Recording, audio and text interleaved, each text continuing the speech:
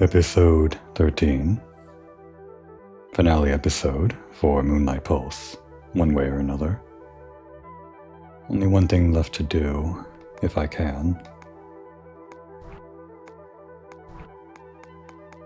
Speedy victory. Beat the game in under 70 minutes. If I can't do this, I don't think I'll make another episode. I'm not in the habit of 100%ing things on camera. Maybe I'll just do this on my own, but I figured if I'm going to try it once, I might as well try it on camera. I'll be using the pathing routing laid out in Koatal's video on YouTube. Their speedrun of under 26 minutes. That's Koatal. One of the main things that speedrun does is, I guess, something that most speedruns will do. Use the gameplay modifiers to increase your attack and defense up to the maximum of 5 times. I think this category is called something like easy 5 times or something like that. I don't know, well, I haven't seen any other categories that go on normal times 1 or whatever. But I'll be doing this because I don't really have the confidence that I can do things exactly the same way that Koatal did in under 26 minutes, even with all of these benefits. My main problems are going to be knowing where to go and checking the map and everything. I have with me, on pen and paper, some of the headings that I recorded just to refer to at a glance if I need to, mainly because the in-game timer, which I should also turn on. That in-game timer does not pause whenever you pause the game or check the map or whatever. It counts whenever you're even moving around items in the menu. I suppose as it should, but that just means I won't have time to consider my next move, so that's why I have this pen and paper note next to me. I have written down, from top to bottom, Silex skipped for Parasite after the first boss, which involves that trick with Laguna's air dash. Or, not Laguna's air dash since we won't have that yet. But basically that trick between swapping between Silex and Laguna to get that sequence break, which lets us get to Laguna's air dash early. Following that, we get Laguna's bubble shortly after. And before we head over to Pipin, we get rid of the HQ parasites that are blocking the way to Peak Skewed, just because we can. Then we fight Pipin, and after losing Silex, we run through that entire segment with Laguna and beeline it to Charlotte. Then we head all the way back to where we came from, and using Charlotte, make our way to the lower left area of the map to get her whip grabby upgrade thing. Make our way back all the way up to HQ, then to Peak Skewed. Stop by the hot springs to get the bubble upgrade for Laguna. No stops for cookies. Then we stop by Nephili, kill her, and glide all the way to the right, and enter, importantly, the bloodstream there, so that we can clear out a parasite that's blocking the way to the brain ahead of time. But instead of heading there, we follow the path down to the stomach through the esophagus, I think. Right. Yeah, the esophagus. We make some skips over the stomach using gliding and whatnot to make our way to Clyde. Finally, with Clyde, we head over to the brain, get back Silex, do a quick clockwise loop around the Viresk, getting all 15... what are they called? Whatever those orbs are called, I forgot again. And then do a safety save before the spider, just because it'd be a pain to collect all those things again, and there's only one checkpoint. Finally, after that, once back on the Viresk, we use Silex's upgrade to make a quick way to the heart, and make sure we use oil on Laguna to speed up the boss fight against FB, using oil and fire, as we always did. And that's it. Hopefully I can remember all that, but if I don't, that's what this pen and paper is for. Now, the one thing that Koatal Speedrun did that I kind of, I guess, don't like about this category is that it speeds through the bosses quite quickly. Pipin is down in an instant, Nephili down in 1 cycle. Even the boss, Ragnar, and the final boss, they're pretty much one-cycled. Ragnar just gets burned down without freeing any teammates. And FB, you don't even really see him bust out his insta-kill attack. Because Kotal was able to do it in under 26 minutes, and the achievement is for under 70 minutes, I thought maybe it might be fun to see more of the boss fights if I went a little bit lower than times 5, and maybe settle for 0.2 or times 2.5. One of the things the high attack helps with is obviously one-shotting most of the rank-and-file enemies all over the map. Doing that allows you to keep your momentum whenever you're dashing around as Silex or Laguna or whatever, since you don't have to stop and get into combat or whatever. But decreasing it this much may make one-shotting all that much harder, and also make fighting the bosses maybe a bit lengthier. And obviously, one of the big safety nets there is that killing the bosses so quickly means you don't have to worry about resetting and losing time, because resetting to a checkpoint obviously doesn't reset your time, it keeps on ticking. So maybe I'll need the extra help of times 5 after all, but I feel like I do want to try it, so maybe a little bit more than this. Times 2.6. Yeah. We'll see how far I get with that. Other than that, I haven't really practiced on any other files other than the controls on my clear files. And image training, again through Kotal's speedrun. So, here we go. If I make any mistakes at the beginning, maybe I'll restart, but if I make mistakes at the beginning, I'll probably think, oh, I can make up the time later, or something. Whatever. Here we go. Thankfully, cutscenes do pause the in-game timer, so if I need a breather, I can just let these run out, or not advance them.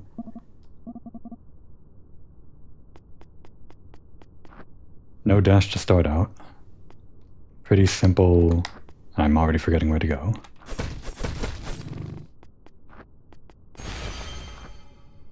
Pretty much just head down this way.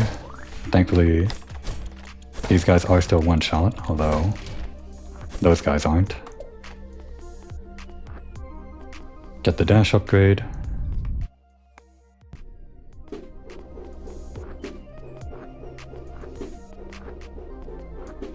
Damn. I got cocky. Trying to do things exactly like the speedrun will probably make me only fail. I should try to be more careful when I need to. I don't need this is just health. The speedrun didn't go for this, I just went for it by instinct. But the speedrun did go for this. Very important, especially because I have less attack on Laguna than the speedrun did, due to the lower modifier. Let me just head down. Damn. Little things like this I don't remember so well. So I'm going to be making mistakes, I guess.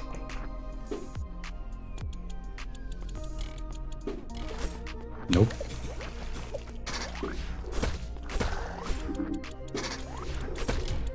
This is where one-shotting these enemies would come in a lot of handy. I think I'll do a safety save even though I have huge defense, 2.6. Or times 2.6. I'll probably stop by every save point just because I think I can. These guys also not one-shot, that's a major problem for me. The speedrun just kind of ran up to them as Silex, even though it's kind of hard to do that as Silex. Those enemies are designed to be hard for Silex.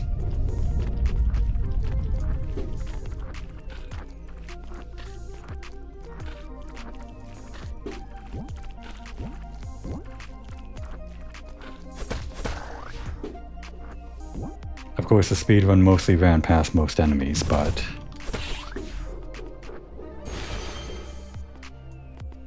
I guess I'll have to play by ear which ones I can run past and which ones I can kill quickly. And in the speedrun, they pretty much one-cycled this guy before Laguna even helped. In fact, before the ceiling was even cleared. Alright, that didn't happen in the speedrun.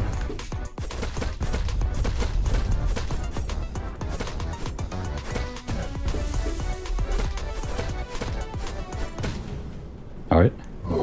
We managed to kill it before we needed Laguna, so that was a good time save.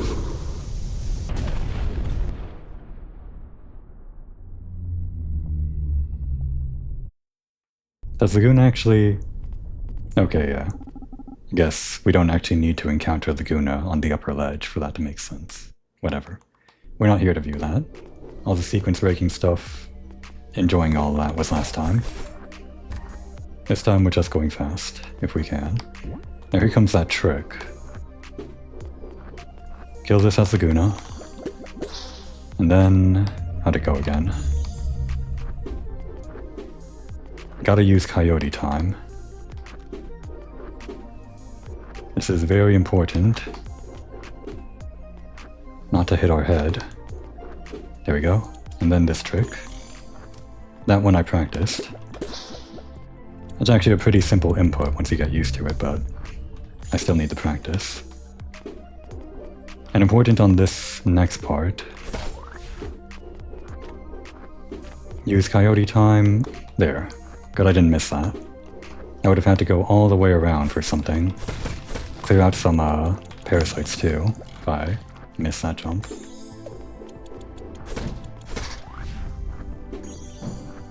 Oh, no air dash as Laguna. Alright, then we just head in. Good thing we can one-shot that guy. That guy kind of gets in the way. And head down for... Laguna's air dash. I think we're okay on time. Speedrun would have had Laguna's air dash by now, I think. And the speedrun doesn't make any stops for this purity stone. But I'll play it safe. For some reason the speedrun switches to Laguna underwater, I think. Oh right. To mitigate who gets the damage from that. Because they don't actually equip the purity stone, they split the debuff between the two characters. But I didn't need to do that, I just ended up taking damage, I see. Never try a trick a speedrun does without understanding why they do it.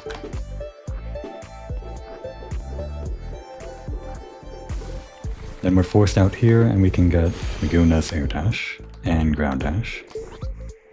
At least one shot? No, that's a problem. Heading this way. Just ignore them, I guess. That was an attack upgrade that the speedrun did not go for. But because I guess I'm not going for a perfect speedrun, and because I have the time, I guess I could grab it, and maybe make things a bit easier on myself.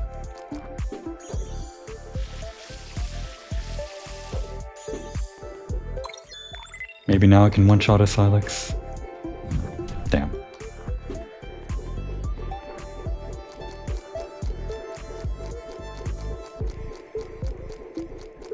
Onto the bubble.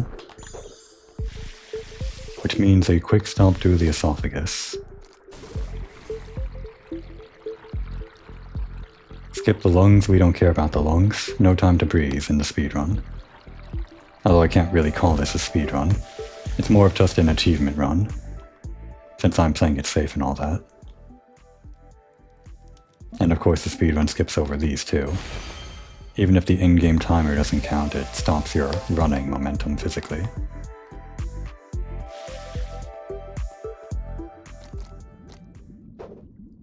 No enemies this time. Not the first time you're going through, I guess. I guess they save it until you get the bubble upgrade. Makes sense.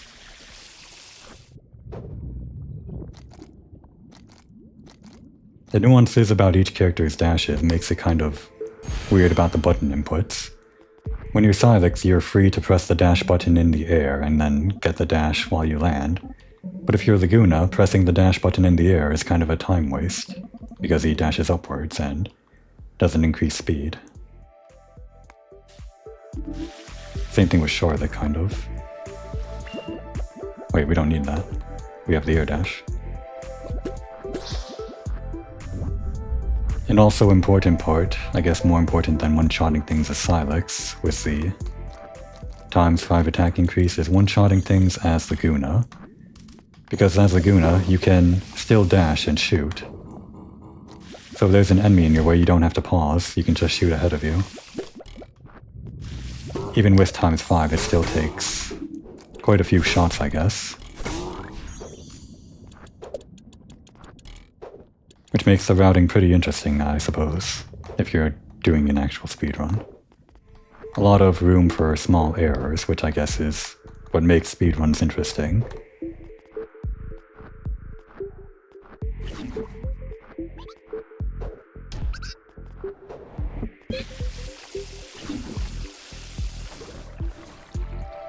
Now we get a cutscene up here. That's the important parasite to remove after Nephili, that one we just passed.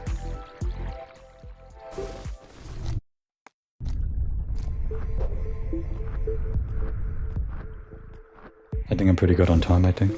Yeah, as long as I don't make any major mistakes. We stop by here to clear out some parasites, which I think involves this. Right? Simple enough.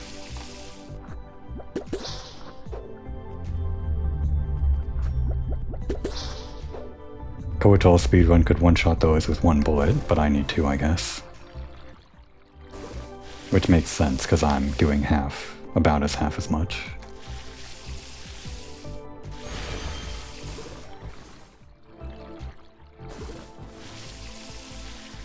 And I believe it's down this way.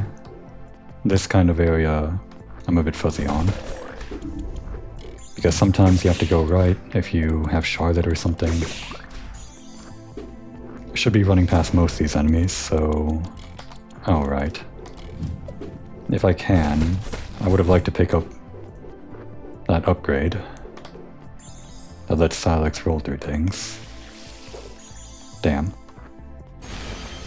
Well, it's good that I got the checkpoint in case I die.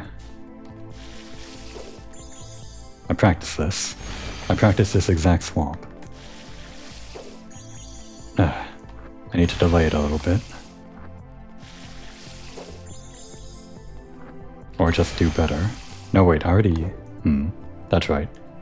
Dash a Silex first, then switch. That was it, but... it might be better just to grab the block at this point. Alright, we got it. Let's, safety. Kill that. Wait. Whatever. That doesn't stay killed if I don't get the checkpoint. Let's just go for killing him on the first try. We have 2.6 attack and 2.6 defense, so it should be okay. And I know the strategy.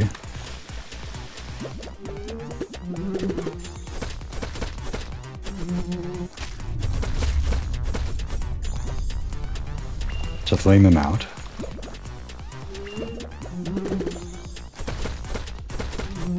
It's that easy. He didn't even get a special attack.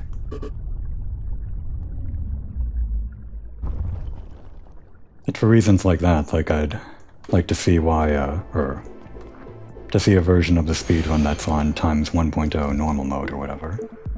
To see how people deal with how tough the bosses get even on low upgrade status.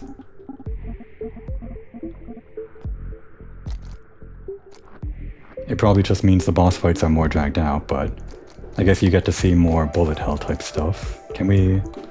Damn, I shouldn't have turned around. I think I missed a skip we could have done. Using the air dash move. That special one.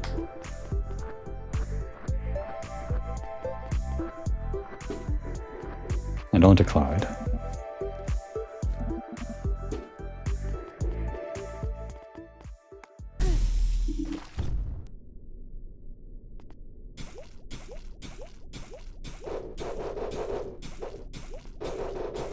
Wave dashing.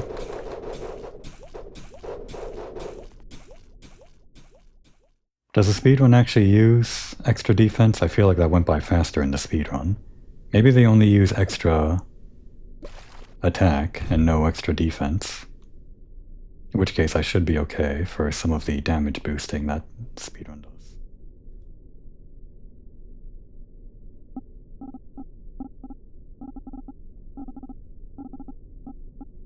And now the Laguna alone section.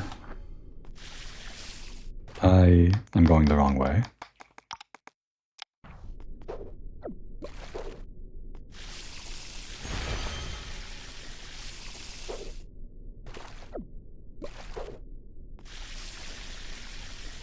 Should I grab that? I probably don't need it. I have the defense. It should be fine. Speedrun goes through a lot of, or skips a lot of the save points here, just takes the damage, but I'm only 10 minutes in. I should be okay. I have a whole hour.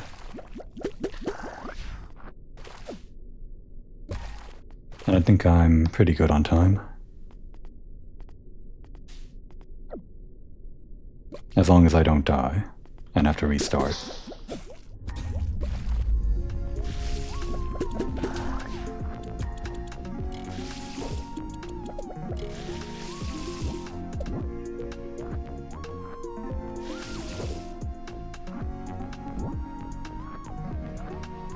I think we're going this way. No. Wait, it's up. Little things like this. I know all the major parts, but the major milestones, but not the smaller milestones.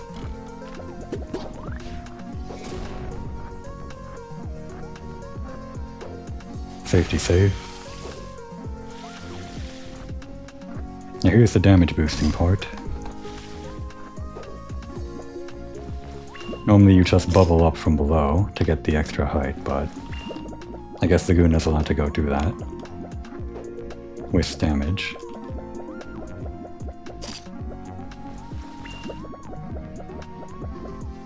Alright, that's good. Damn.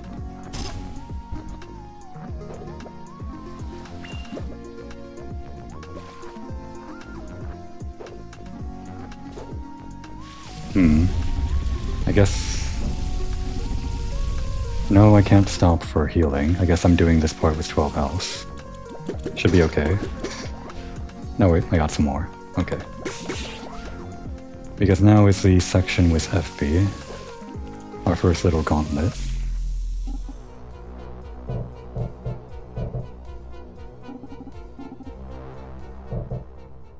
Just using the cutscene to catch my breath here. Remembering the next steps.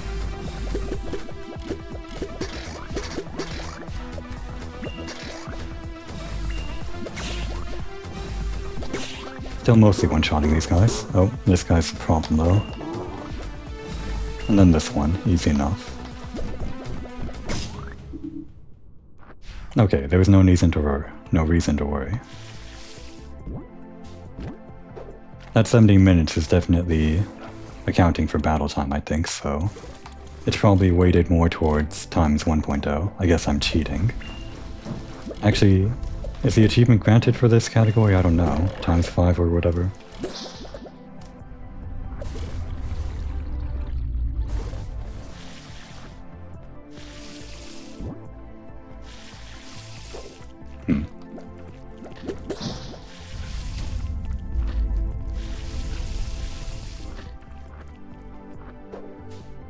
Well, if I don't get it, I don't get it. I'm not sure if we're gonna come back here, so... Little detour, kind of a huge time sink, but in case I want it when we get Silex back. Again, the speedrun doesn't go for that one, but I like that ability, rolling through things.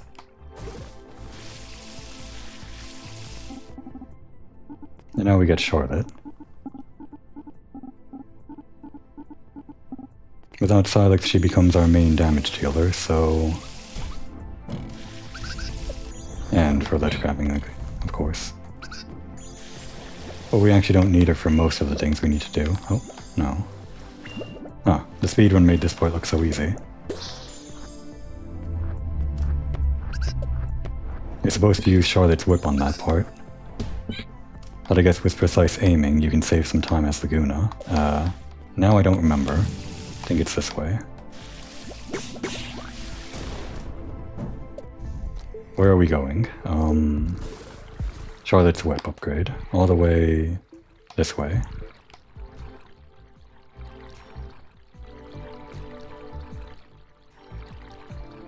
And I think we go out.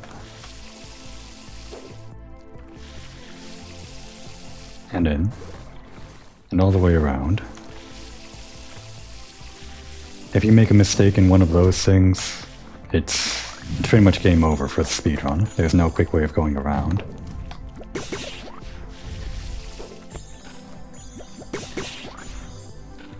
Damn, wait. Can I? No. Okay, I'm gonna have to do some on-the-fly routing here since I messed up that jump. I think we can just go around this way. And going left here should bring us back. Yes.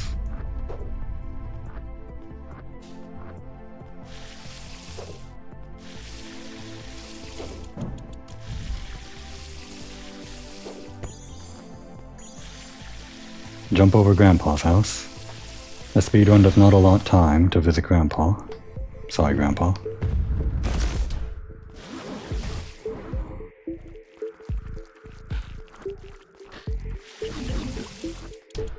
And Charlotte's ever-important upgrade is just around the corner.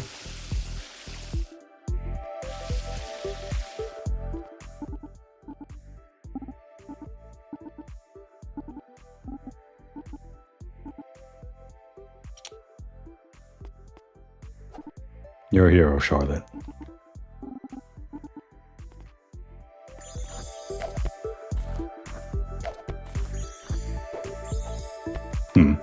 I shouldn't be going for that jump. Even the speedrun seemed to have trouble with it. No point to do it. Oh, right, and they skipped over this part to skip that cutscene. But I guess I could use the rescue count if I think the bosses might last a little bit longer.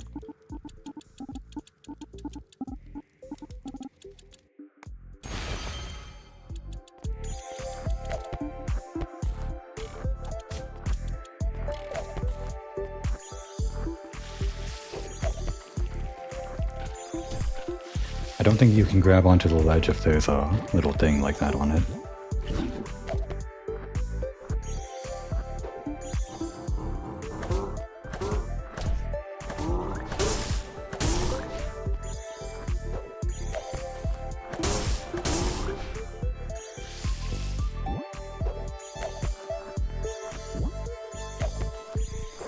Oh no. Okay. Don't want to fight that guy.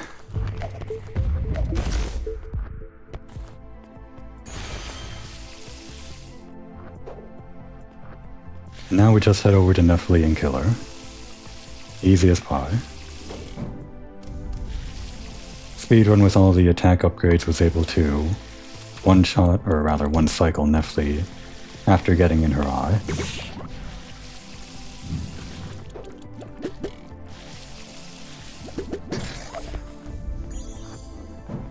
It might make me, or take me 2 cycles.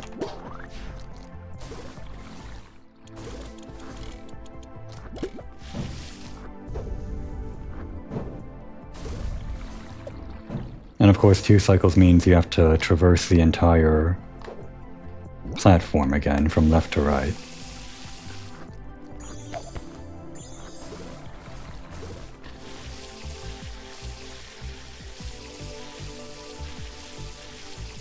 I guess I don't need the safety save. There should be a checkpoint right up ahead.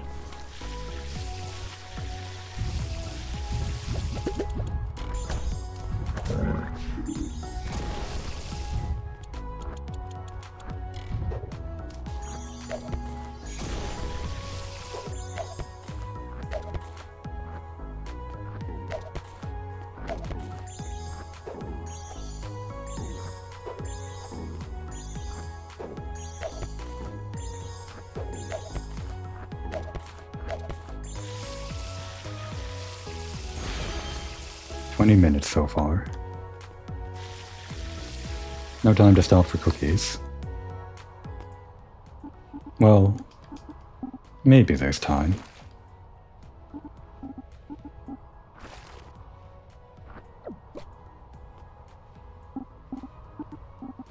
We've got 50 minutes. Enough time for a cookie break, maybe?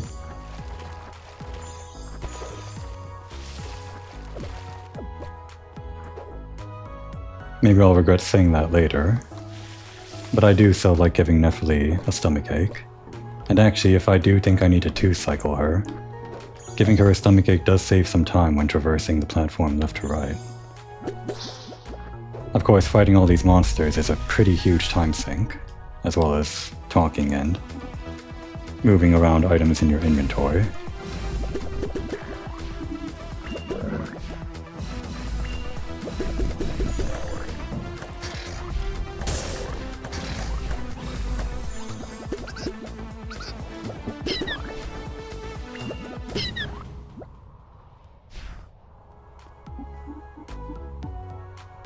Give Charlotte a cookie.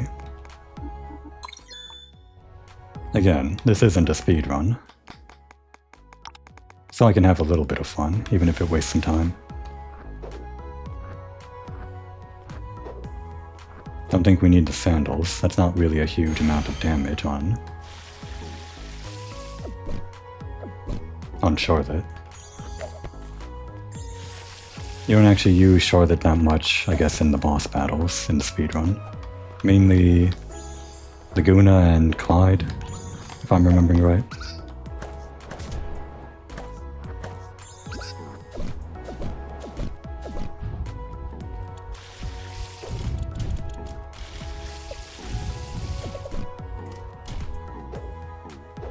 Oh.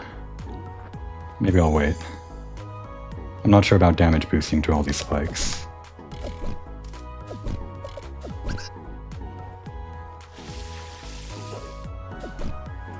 That was pretty slick, if I do say so myself.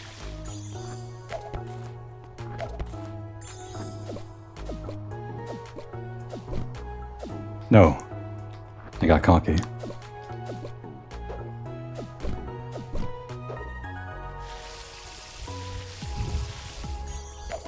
Don't want to miss that. And here we go. Time for Nephili. Make sure to enter as Charlotte with the cookie. And I guess we can get some dialogue we didn't get last time.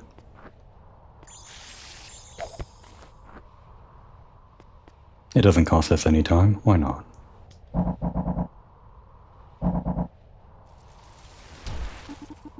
Really? You even stole my cookie? I guess that's the only line that changes, but I do like to see their reactions to their precious cookies. Alright, first phase should be pretty quick, especially if we use just the tip.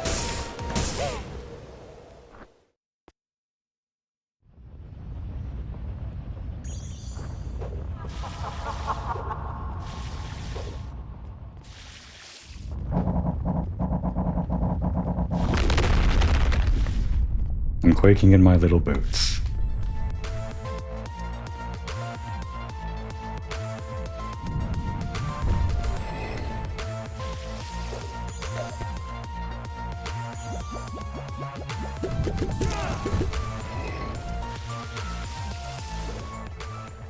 And now the moment of truth. Can we one cycle doing times 2.6 damage?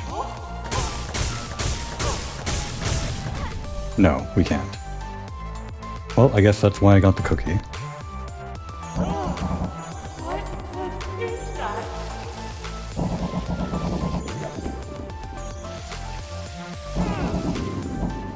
3 damage too.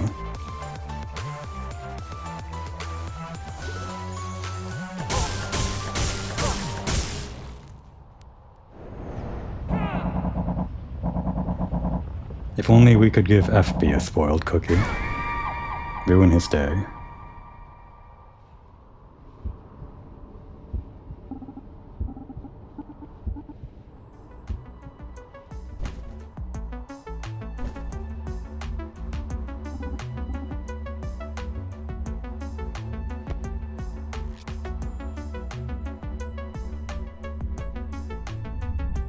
Just taking a moment to look at my notes.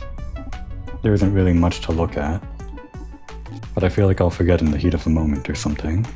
This is the important part though. Just gotta head over this way. There's no need to grab the upgrade I'm going for here, but safety, I guess. The important part isn't the upgrade, but rather taking care of the parasite through here.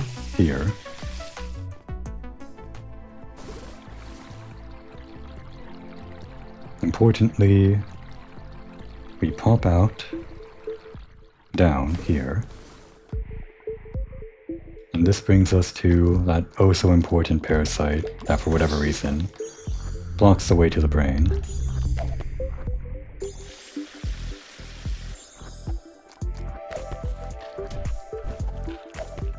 I'm joking.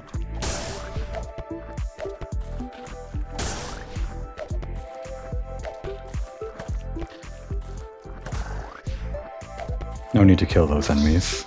I'm just realizing. Where am I going? Crap, I'm forgetting. I have to get Clyde in the stomach, which means the esophagus, yes. Which means... where am I going? That's right, I just follow this down.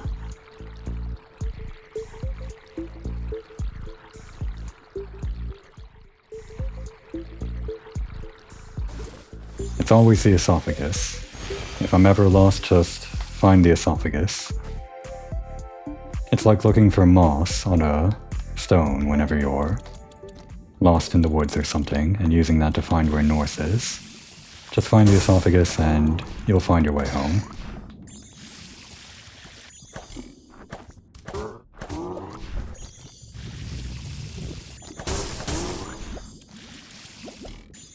And up we go. To Clyde.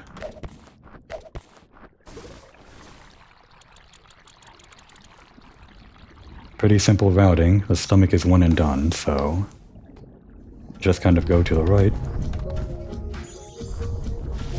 Skip over a little bit. Drain the stomach.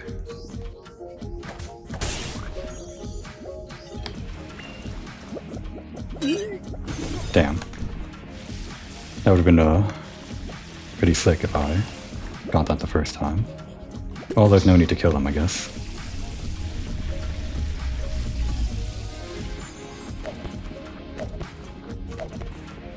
And I guess there's nowhere to go left from here. Oops. So we have to go right.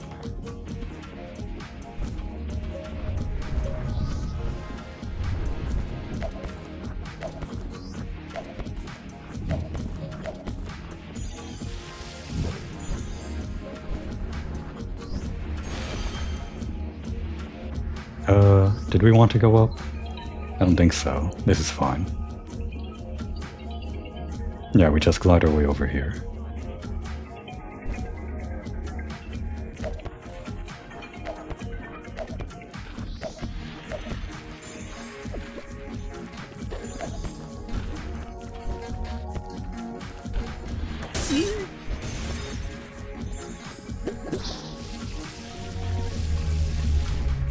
He did a diagonal the first time there. I guess he was off cycle.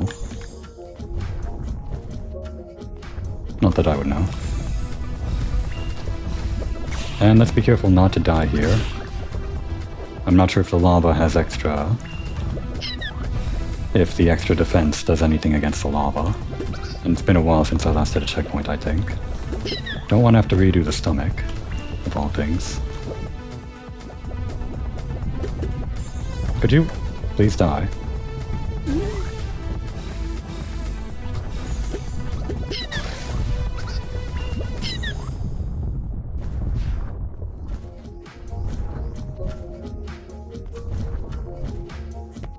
Yeah, this speedrun would be a lot more tense on times 1.0. But I think my past 2 episodes, where I was kind of doing a practice run, kind of pointed out that I'm probably not capable of doing that. At least not without extensive practice, which I don't think I can do.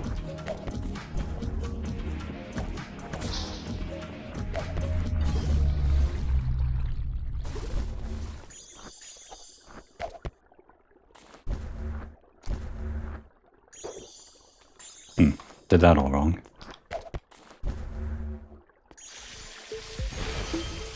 And now Clyde, our big damage dealer. I guess I called him the tank the other time, but I guess he's more of the damage dealer. More than anyone else, really. It's unfair that he has both huge defense and huge damage. Well, not really defense, I guess.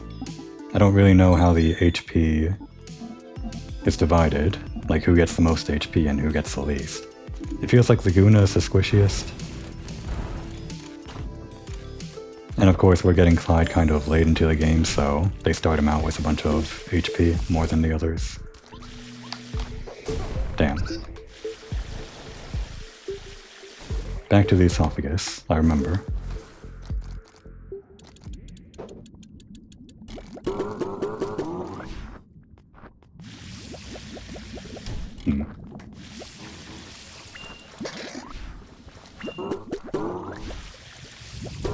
What a pain in the ass, that guy.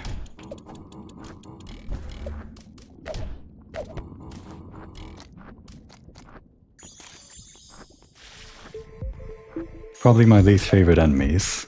Those masses of pus or whatever they are.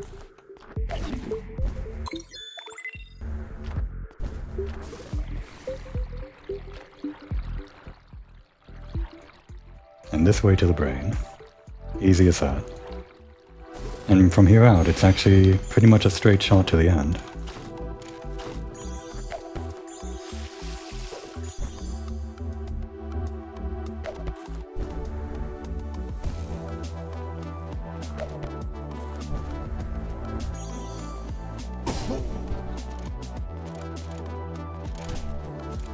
Right, he doesn't have the dash yet. And I'm choking.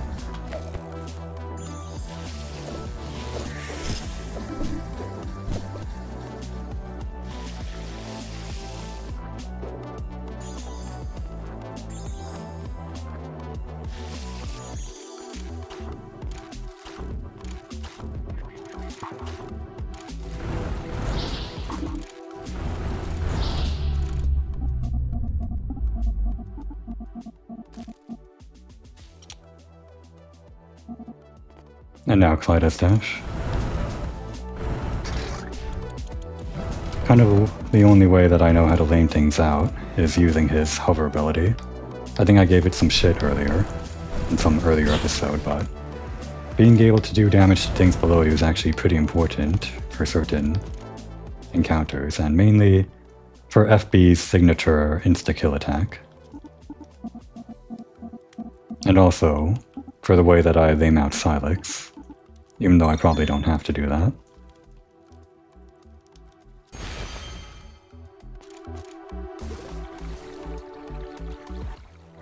No.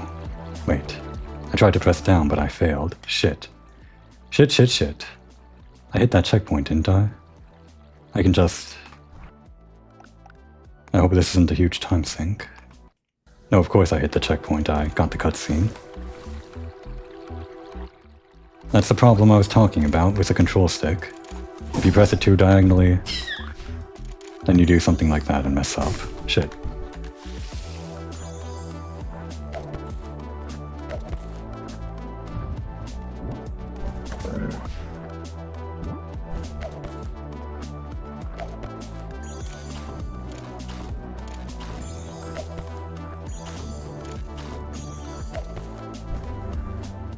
And in we go.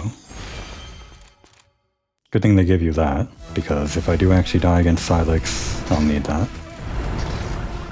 But there's probably no reason to worry. I have the benefit of experience as well as times 2.6 damage. And defense.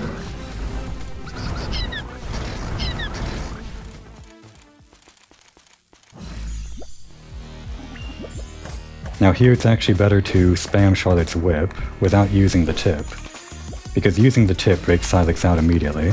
Oops. And we only get to bubble him 2 times. Oh no, I guess it's better to use the chips the second time because he gets out quickly.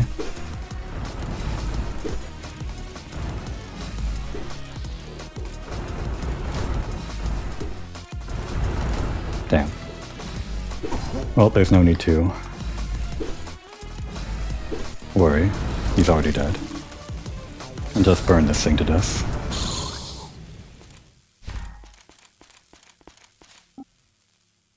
I guess the fear is put into my mind from all of the other runs that I had. Mainly my second playthrough, which was just sequence breaking and low amounts of upgrades. I guess I have even less upgrades now, but still.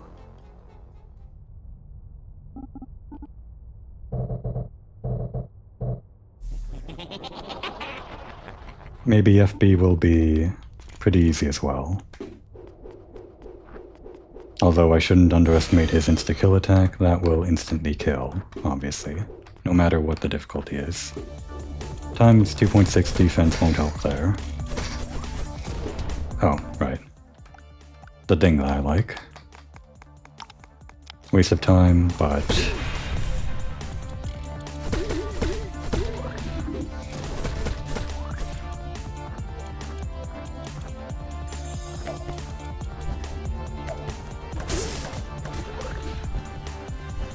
No, wait. Meet Laguna. Damn. Missed input. All these buttons.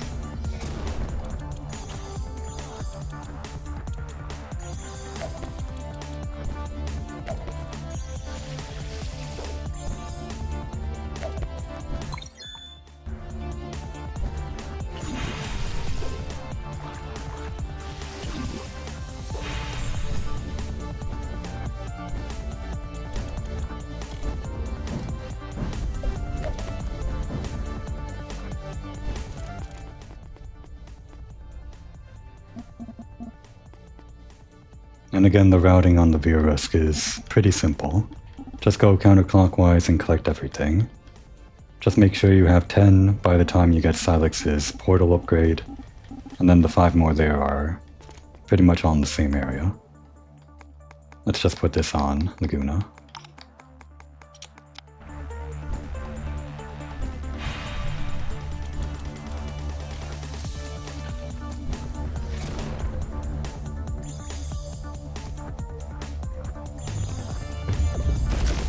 No.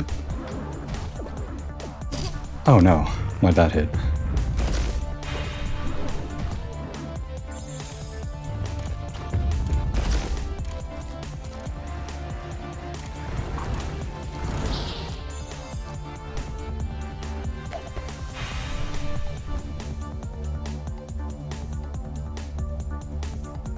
It might be faster to damage boost through here, I don't know. I don't remember if the speedrun did that. Oh, there.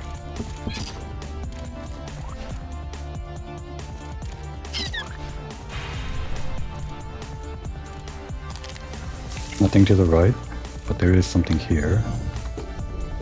Oops. Oops. Again. Alright. Don't get caught by this thing. We're just going to use Laguna. And then Charlotte. Shit.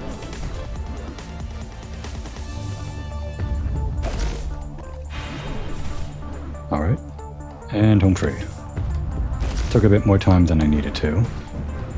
But at least we didn't get grabbed.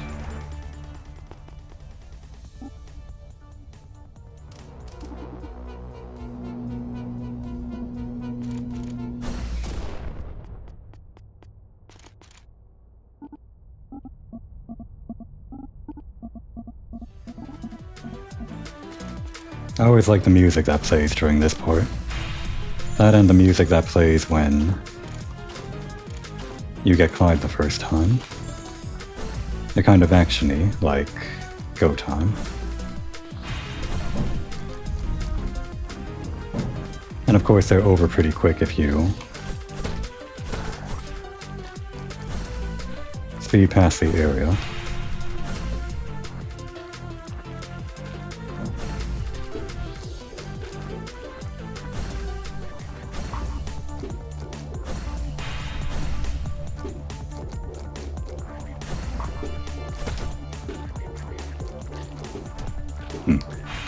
Couldn't quite roll through them.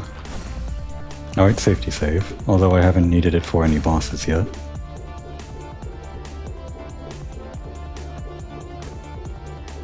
I think we're home free. There's no need to worry. Well, I guess the only thing to worry about is if the achievement doesn't count with the gameplay modifiers turned on.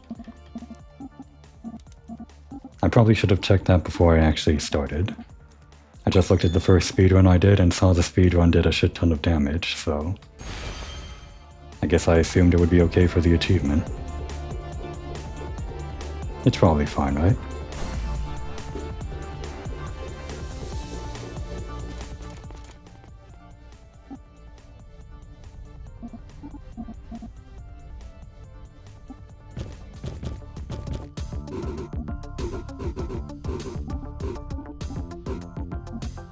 I want to see Laguna's dialogue when we get betrayed, inevitably, by Ragnar. Spore cores, that's what they're called. Not so fast. I have a sneaking suspicion you'll steal the cores for yourself, and also maybe eat us.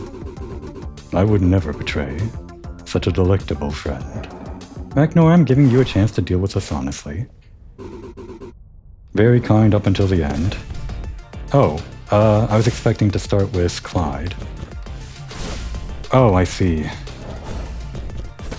Depending on who you go into the cutscene with, that decides who you start with.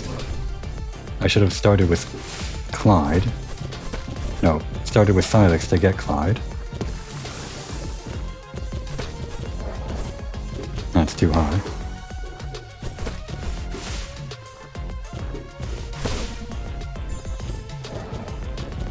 Don't grab me.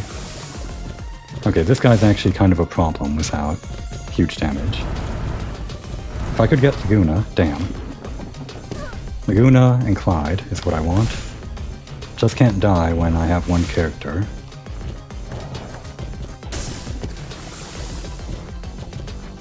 Charlotte's good at this. I should remember that if I ever play the game again. She can attack up, so she can easily grab that person. Alright, Laguna. Damn. Spit me out this side? Nope.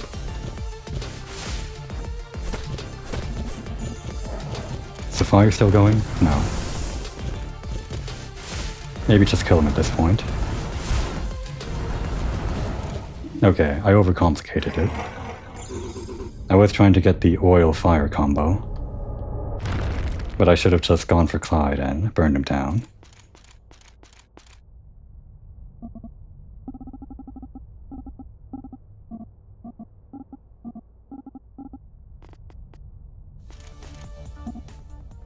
And everyone bubbles back to the Eorast's head, looking like dweebs.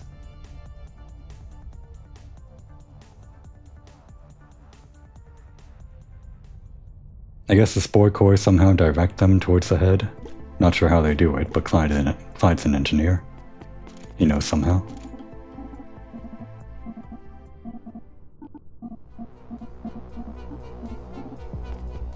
And for some reason, the speedrun skips going down here and elects to take the upper route, but I feel like going into the vein is faster when making your way to the heart. Maybe this was a mistake, but I'm pretty sure this is faster, isn't it? Because you just go down here. Maybe it was just a routing issue or something, I don't know. Then down. And down again. That's the lungs. Do the esophagus. Yeah, always the esophagus.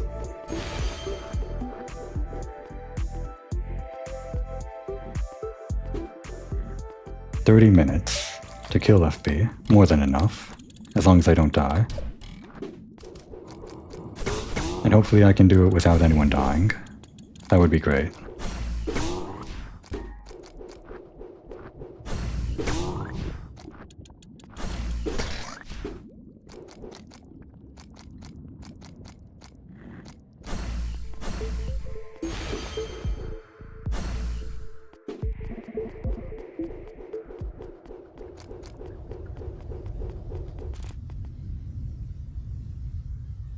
And I guess the last point towards rescue. The rescue counter or whatever. Not that I need it if FP is going to kill in one hit. That's the only attack I'm really worried about.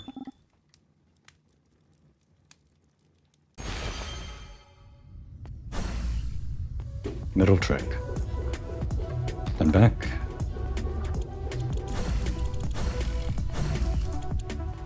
Nope, we want to go inside.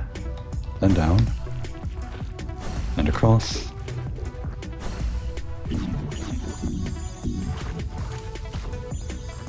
Nope. All the way around.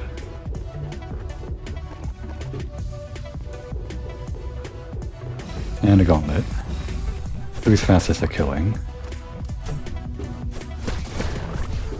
I guess Silex. Pretty basic attacks, but useful nonetheless. Damn.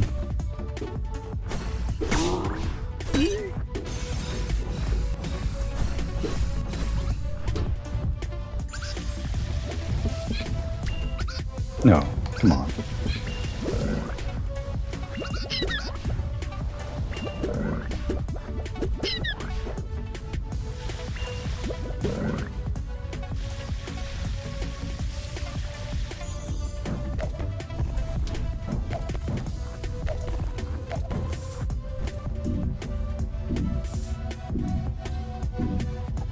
Oops.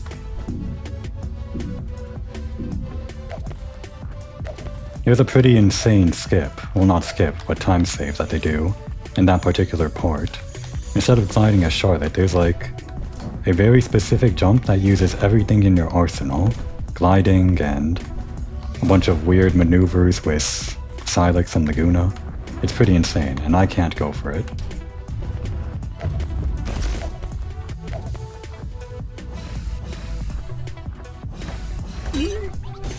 Actually, Charlotte's pretty good at hitting that. I'm only learning this now.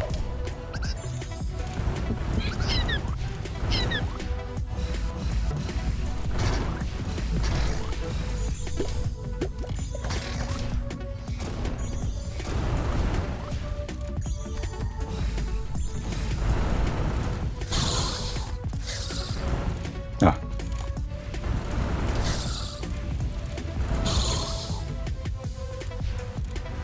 And here we are, the final boss with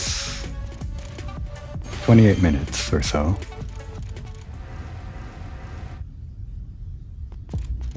We should be okay as long as the achievement is allowed to use extra damage. But because I have the extra time, there is one thing that I missed during my other playthrough. Wait, how much health does a Aerorask have? If I don't kill it fast enough, no, it should be fine. I have the extra damage to compensate, but it should be around the same amount of vitality that I had during my second run. Maybe a bit less because I still killed less parasites, so I'm going to say we're starting around 25%. And then I ended with 0.29% that last time. Whatever, I just have to kill him fast, and I have all the attacks, so it'll be fine. The main thing that I wanted to see was this. Even though the timer is still ticking, I wanted to spend a few moments to admire FB's journal log, which only during this specific point of the game is readable, now that you've encountered him, kind of. FB's monstrous scheme draws ever closer to completion. If his machinations succeed, all life on Aerorask will perish. FB has an unknown height and an unknown weight. I guess that's fair. We only ever see parts of him. He has an A in special, probably owing to being able to open portals and such. A B in strength, as we can attest to, dying to him several times. B in durability, notably, not as much as Nephili, but still pretty high. I guess his health isn't in the millions. A D in agility, which I suppose makes sense. If you have portals you don't need to be very fast, but not the worst agility. And most notably, the only holder of an S rank stat in the entire log, I won't go through the entire thing. His range, which of course refers to his ability to open portals. Kind of a cocky guy, huh? He could have killed the heart as soon as he got the black box, but waited for us to arrive and kill him, or cripple him at least. Although I shouldn't get cocky myself, I might end up letting someone die, if I'm not careful.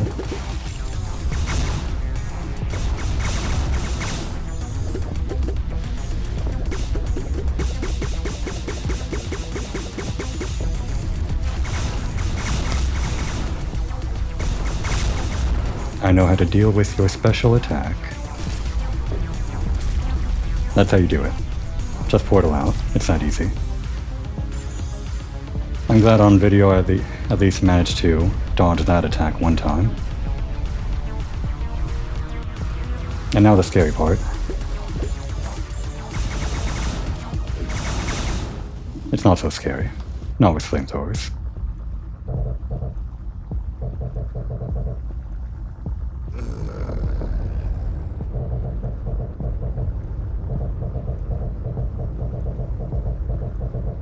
And the real moment of truth is actually if the achievement pops at some point.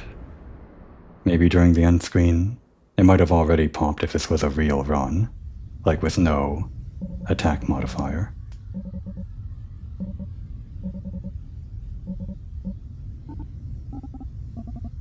I imagine for whatever speedrun categories there are, time is considered stopped at the very last hit on FP. Whether or not they use the in-game timer or not. I could skip the cutscene, but I guess I'm padding it out. Waiting in anticipation.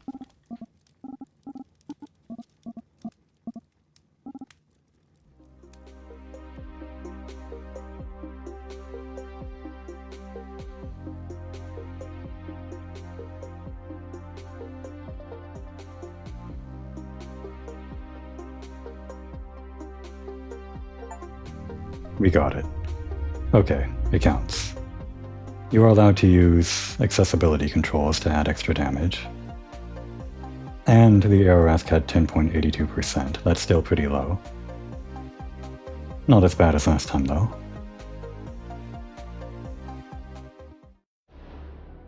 And that's it.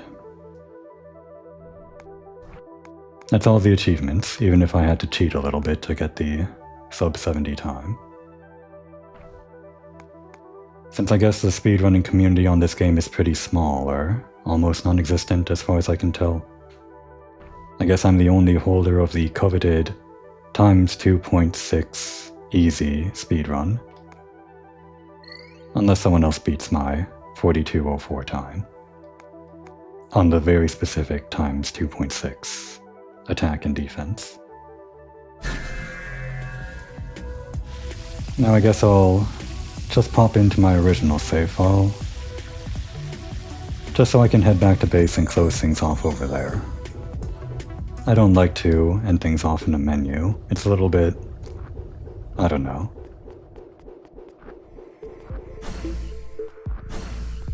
Uncomfortable. It's more comfy to be moving around as the characters in their own home. I like to think when I exit my save file, they'll be resting at home, in HQ or wherever that is for HQ. Although this is technically the save file before the end of the game. Even after all that, I still need to check the map to know where I'm going.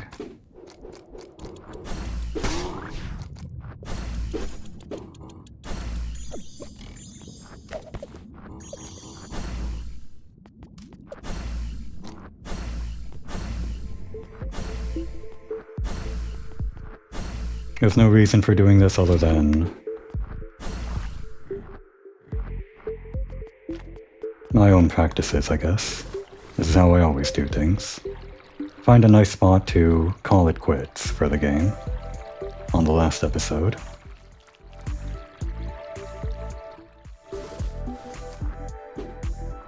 There aren't really a whole lot of cozy places in the game, other than people's houses.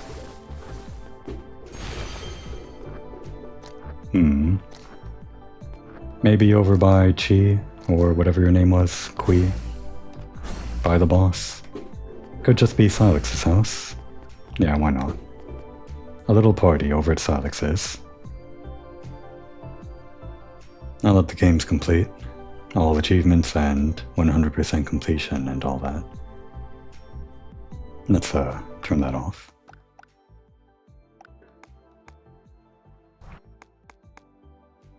Having the timer going kind of puts some stress on me, even though it doesn't really matter at this point.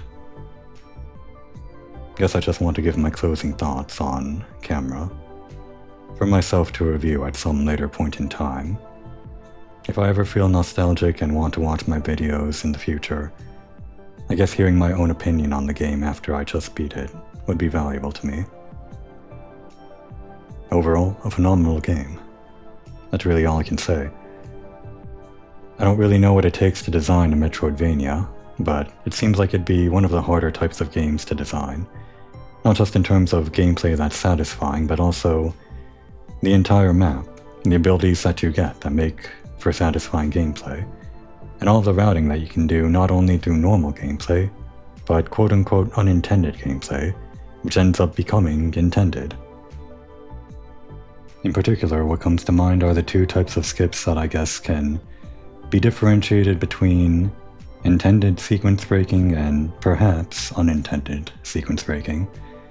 They're the types of sequence breaking where it's pretty clear the developer wants you to find them, like finding that upgrade for Laguna hidden in a wall very early on, the only one of its kind that's in a breakable wall that you would only find pretty late into the game when you get the upgrade that points out there's an upgrade hidden in the wall, a wall that you would probably never slash at, and you would use that knowledge for future runs. Another intended sequence breaking thing, I guess, would be the parasite that's at HQ, that you can jump through a hidden wall, not a breakable one, but a hidden one, to break pretty early, and skip a bunch of stuff to get Laguna's dash pretty early on. But then there are also the unintended skips, which are that one aerial maneuver that involves using Silex's air dash and then skipping to Laguna for just about half an inch of extra height or something, just a few pixels. I'm pretty sure that's unintended, but that does allow for an even earlier sequence break of getting Laguna's air dash and everything. Designing a game to be able to accommodate both of those skips sounds pretty hard, but it feels like this game was able to use both, I guess. I call it unintended, the latter, but when I, in my second save file, got myself stuck up on Peak Scoot, using that very maneuver, I was able to use that same maneuver to get myself out of it, even though I would have been stuck if I hadn't known to use it. I guess there would have been the option to revert to the last save, but it feels like, I don't know. My guess would be the developer knew about that trick. Maybe. But besides designing for speedrunning, I guess you'd also have to consider designing for just casual play. How people wander around and get lost inside the massive maze of blood vessels and corridors and tunnels and everything, and how the player might enjoy their first time through.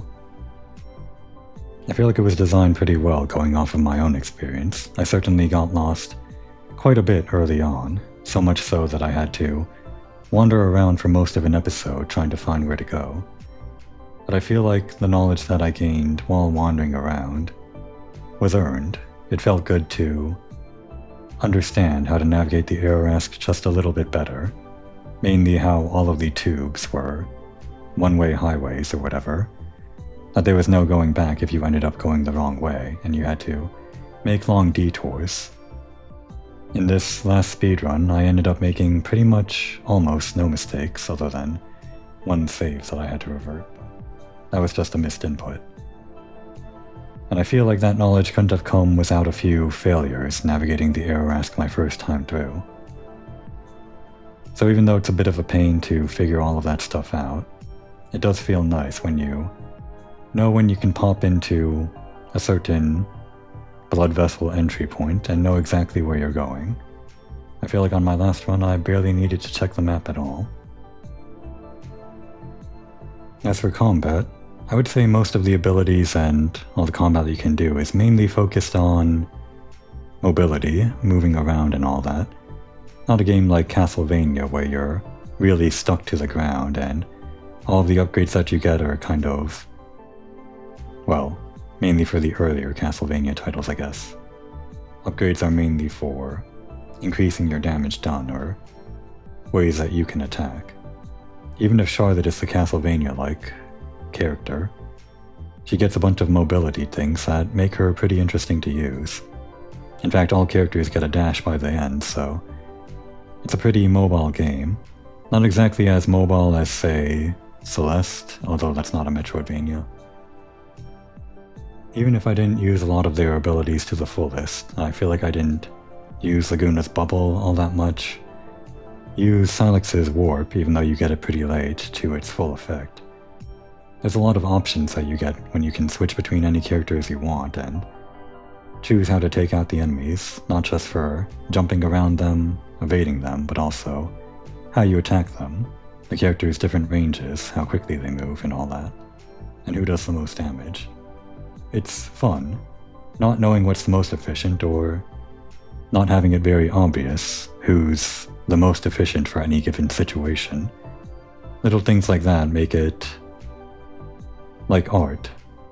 It's not a science on picking who's the best character for the right situation, but just picking who you feel like is a good enough tool for the job. Because enemies are always attacking you, you don't always feel like you have all the time in the world to pick the right character. At least that's how it felt for me. All characters are good in most situations, but since some are better than others, it feels good to pick a character that's just even slightly better than the character you were using. Little things like that make the game fun. At least it did for me. And then the bosses. Looking at them in retrospect, they're all pretty simple, but I like how a lot of them, most of them really, made use of the character switching mechanic, or how you could lose characters in the middle of battle and force you to use another character. Those bosses are only 3 out of, I guess, the 5 bosses that there are. Pipe-In, who grabs one of the characters and starts sucking their blood, which also empowers his attack and teaches you to not be hit by that. Ragnar, who gobbles up every character that you have and forces you to use kind of a random one, although I guess it's deterministic. And maybe forces you to use a character you're not so comfortable with to free the others. That one's a pretty cool boss mechanic, but I do have to say I struggled with getting all the characters back and then losing them all in an instant. It was kind of annoying, but I guess that's the whole point. And then FP, who's the most annoying, for killing one of your party members, despite however many rescue points you have, with just one stupid attack. But it's a pretty cool attack. I mean, it's a pretty cool moment, I guess. Demoralizing. It's intelligent design, I guess. To make the player panic with the remaining characters they have and not be able to switch to somebody that they just had. Very, very tough to deal with. Just the boss design in general, even if they don't have so many attacks to speak of, it feels like they had just enough that they needed to be interesting without being overboard, over the top.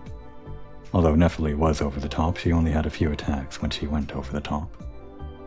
That kind of design, I guess, it doesn't overstay its welcome. Though I guess I wouldn't mind if boss battles got a bit more intense, with more set pieces. If there was one thing that I would like, it would be maybe a boss battle that happened on a treadmill or something like that. Something that really made use of the mobility that you have, all of the abilities you get. Made you jump around a bit more, not just on stationary platforms, but maybe chasing something down. But I'm not a game designer or anything, so maybe that wouldn't work out for whatever reason. I'm saying all this because I'm hoping the game does actually get a sequel. I can just picture adventuring to more parts of the Arask, or even other world creatures, or beyond that, the worlds that the Arask is eating, since we got some hints about that and saw some things in the stomach. There was even some comments about some coastal skewt or other locations that we could visit on the Arask. I really am hoping this game gets a sequel, not just for the world building, but I've also kind of grown attached to the characters. They don't have too much dialogue going around between them, but I found myself falling in love with each of their characters, the relationships they have with each other. In particular, I guess my favorite would be Charlotte, how she's kind of prickly to everyone around her, even to Laguna, who's just kind of helping her out. Mainly because Laguna tries to raise her up and she wants to put herself down. But in the end, I guess, even she admits how great she is. And Laguna, just a good boy overall. Like the mentor relationship he has with Silex, and even though Clyde just kind of feels like an old veteran compared to everyone else, I ended up falling in love with him for my own reasons, not the least of which was the insane amount of damage he does on the final boss, but also because I felt bad for killing him over and over again, mainly in my first save file. But that's not canon anymore. I hope it's not canon. If any ending where anyone dies is canon for whatever potential sequel there is, I might cry. Some of those endings that I saw on YouTube are pretty rough. The Laguna one, ugh, nightmares. Alright, I think that's all I really want to say about the game. I guess I would be remiss if I didn't say one more thing to sincerely express my gratitude for whoever actually decided to watch these. Even though these videos are mainly for myself to watch and I make no intention of building up the channel or anything like that, I'm not going to try to reach out to make more people watch these videos or even respond to comments or anything. I would probably regret not saying thanks to the people that were apparently, as I was uploading this, making some point to watch each video, based on the one or two people that were consistently liking the videos. If they were continuing to watch this until the end, then I'll say I do appreciate your attention, although I can't commit to making more entertaining content or anything like that. All the same, that's it from me. It's a little bit more embarrassing to say this now that I know somebody might actually be watching, but I guess I'll just close out with the usual line, however cringe it might be. Good evening, good night, and good morrow.